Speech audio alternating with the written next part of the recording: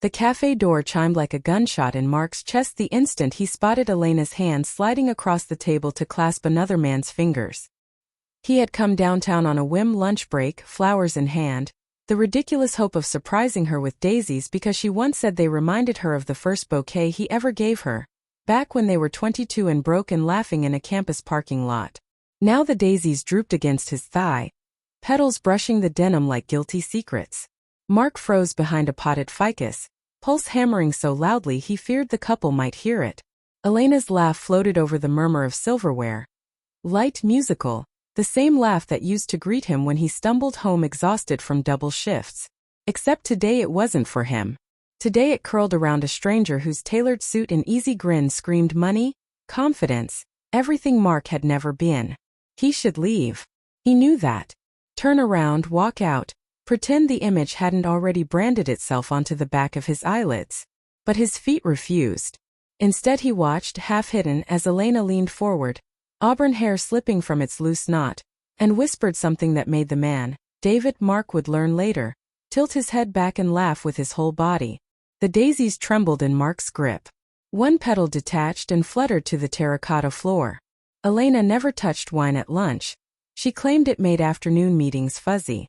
Yet there she was, sipping rose, cheeks flushed, eyes sparkling in a way Mark hadn't seen aimed at him in months. He catalogued the details like evidence. The new silk blouse he'd never seen, the way David's thumb traced slow circles over her knuckles, the soft intake of her breath when David lifted her hand and brushed his lips across her wrist. Mark's stomach folded in on itself. 10 years of marriage, 2 miscarriages, 1 dog they still called the kid. The mortgage they refinanced last spring so she could chase her gallery dream, reduced to this clandestine corner booth.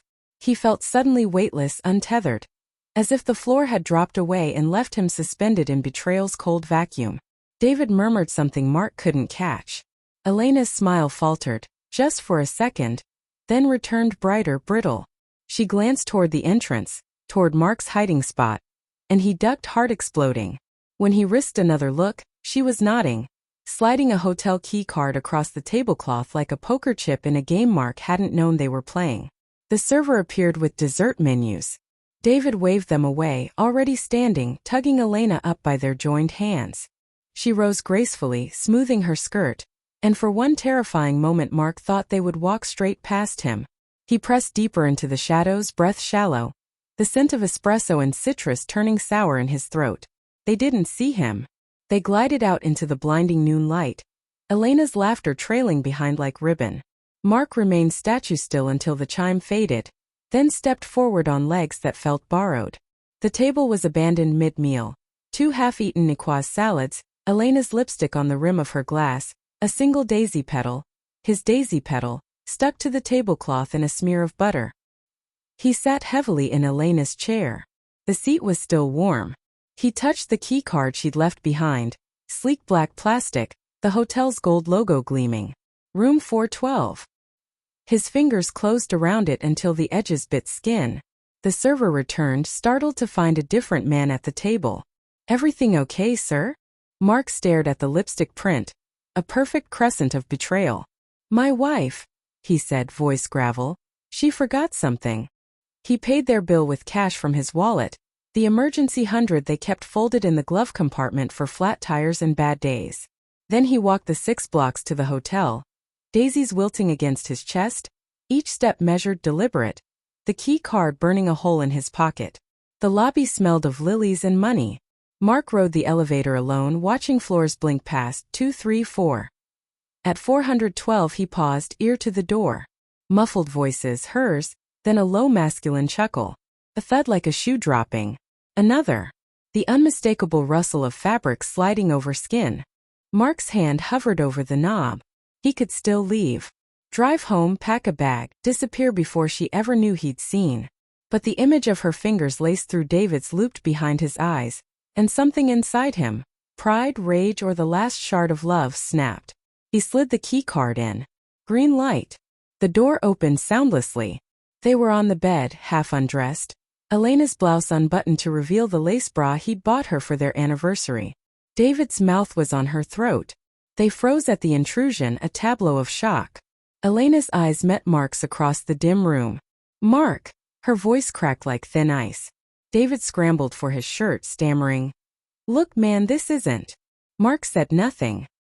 He stepped inside, let the door click shut behind him, and laid the drooping daisies on the dresser beside Elena's discarded earrings. The flowers looked pathetic against the polished wood. Stems crushed, petals bruised. Elena clutched the sheet to her chest. "How did you?" "Lunch," Mark said quietly. "I brought you flowers." David edged toward the bathroom, but Mark's gaze pinned him. "Don't," Mark said.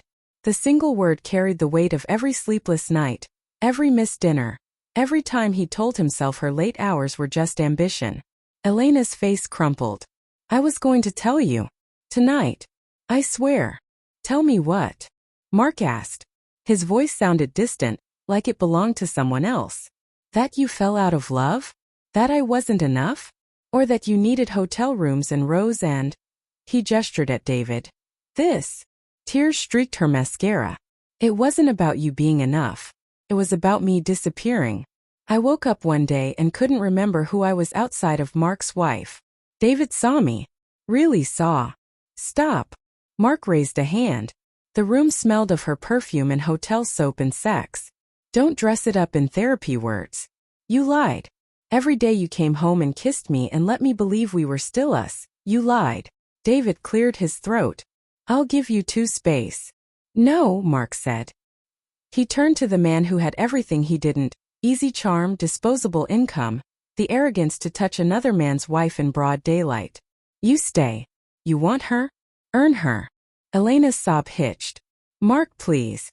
He pulled a small velvet box from his pocket, the one he'd carried for weeks, waiting for the perfect moment that apparently never existed.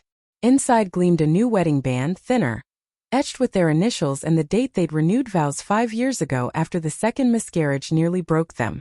He opened the box, tilted it so the diamonds caught the light, then set it beside the wilted daisies.